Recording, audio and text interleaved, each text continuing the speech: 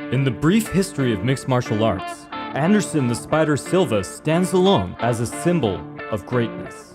A fighter whose complete dominance of his contemporaries must be measured against the titans of other sports. If you understand what figures like Ali, Jordan, Phelps, or Bolt meant to their respective arts, you have an idea what it was like to watch Anderson Silva in his prime. Across his 14-year UFC career, he set the record for consecutive victories, consecutive finishes in the modern era, the most knockouts and submissions in middleweight championship history, and he defended the UFC middleweight championship 10 times, all while holding the UFC title for nearly 7 years. Silva always had an element of playfulness to his style, but as bizarre as his antics could get, there was always method to his madness. Silva's nickname may have come from his love of Spider-Man. However, it was a completely apt description of his style, because of his ability to set traps and capitalize the moment his opponents became ensnared in his web. At his best, Silva seemed like a mind reader, able to predict what was coming next, and having a counter ready and waiting. By presenting certain openings at specific intervals, he knew exactly what attacks were coming, when they were coming, and of course, how to counter them. It sounds simple, but Silva needed incredible skill and athleticism to pull this off. It was in these vulnerable, dangerous exchanges that his Ali-like head movement was on full display. I've mentioned before how Silva's fellow middleweight champions, Izzy and Pereira, used the same so-called lean-back defense as Ali. But Silva didn't just employ the same style. He was adept at all the same techniques, able to use the full array of Ali's head movement. And like Ali, Silva's masterful use of footwork to control distance meant he could stay just on the edge of his opponent's offense, letting him just avoid huge strikes with the mere turn of his chin, allowing his opponent's glove to almost just brush his stubble as it sailed by.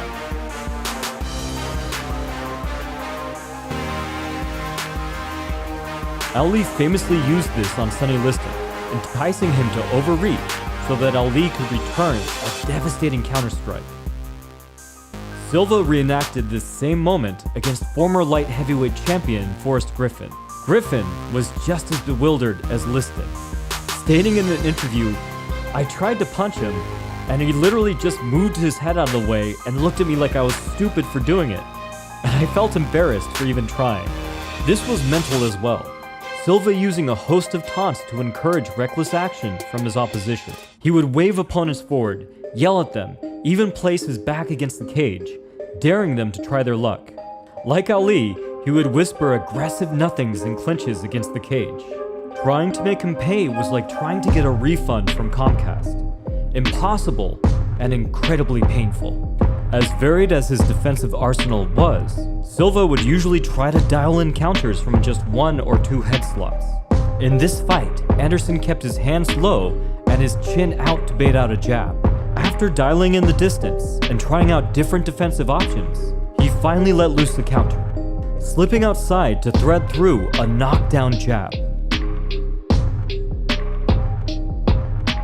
Once he knew this setup worked, he looked to counter with a more powerful punch, the lead hook. The concept was exactly the same, bobbing left and right to present a target, then countering off the same movement.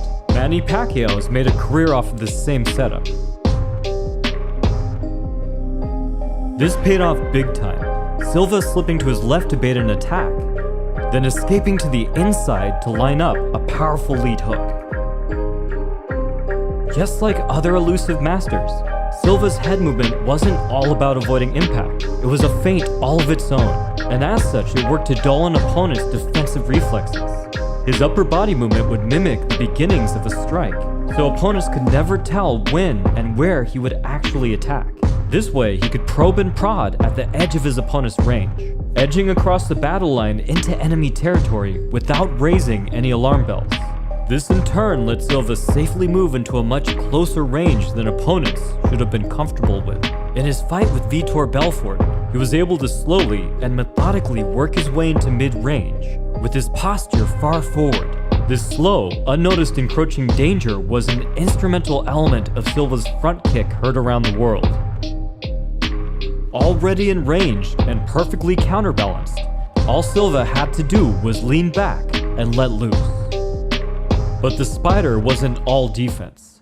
He would also doggedly pursue an opponent, forcing openings for a knockout. He was absolutely brilliant at chasing opponents to herd them into punches. Gliding forward, he would anticipate them moving offline to the left or to the right. Then, like marvelous Marvin Hagler, he could switch to either stance to cut them off and intercept their movement with a strike.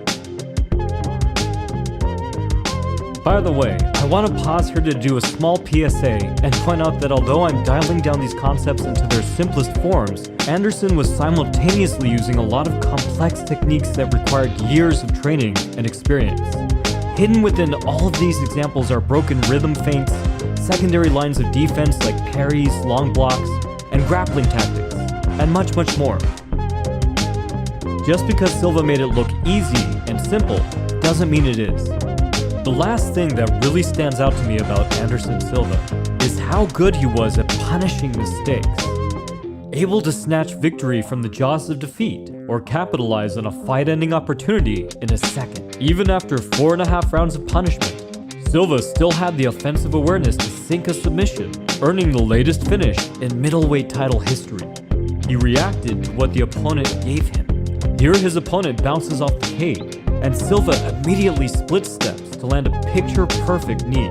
Here his opponent drives forward, so Silva disengages for a second to let him move forward into a hard knee. And here, Silva skirted the line of legality, managing to land a pinpoint body knee while his opponent was just sat against the cage. Moments like these are why Anderson the Spider Silva is a living legend and a true definition of martial artist. His prime run was that of jaw-dropping moments, sky-high expectations, and divisional dominance that hasn't been seen since. And for any aspiring mixed martial artist, he's well worth studying. If you'd like to learn all these tactics yourself, you can check out my books on footwork, head movement, striking, or creating your own style. From the Modern Martial Artist, this has been David Christian, wishing you happy training.